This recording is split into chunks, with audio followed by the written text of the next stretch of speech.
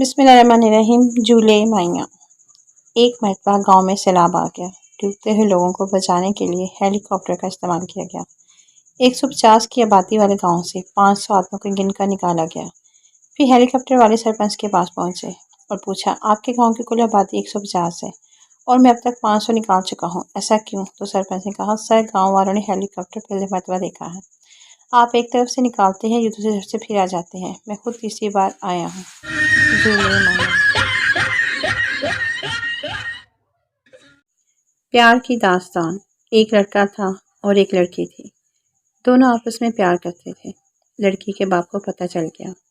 उसने गुस्से में लड़के को उठवा लिया। बाप ने लड़के को कहा, आज तुझे ऐसी सजा दूंगा कि हर आशिक याद रखेगा और इबरत लेगा। उसने लड़की की गर्दन को बिजली से चलने वाली आरी के आगे कर दिया। अभी आरी उसकी गर्दन के पास ही थी कि लाइट चली गई और लड़का चलाया, पाकिस्तान जिंदाबाद। जिन बीवी से डर गया। जिन बोतल से निकल कर, क्या हुक्म है मेरी आका? आका, तुम कोई ऐसा मंत्र पढ़कर फूंको कि मेरी बीवी मेरा हर हुक्म माने, शॉपिंग की जिद ना करे और मेरी इज्जत करे। जिन वापस बोतल में जाकर बैठ गया और बोला, चाचा, ढक्कन जरा टाइट बंद करे, बोतल दा।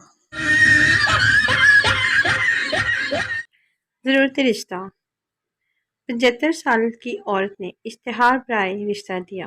3 दिन बाद उसके घर डाकिया खत देने आया। बूढ़ी औरत ने खत खोला तो लिखा था कि आप फे लिखना भूल गए हैं। इस उम्र में रिश्ते की नहीं, फरिश्ते की ज़रूरत है। एक बीवी के अपने शोहर से प्यार भरे शिकवे। आपके सारे भाई इतने चालाक हैं, आप क्यों इतने बेवकूफ़ हैं?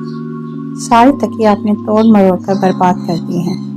आपके घर वालों ने कभी मुझे बहुत तस्लीम नहीं किया।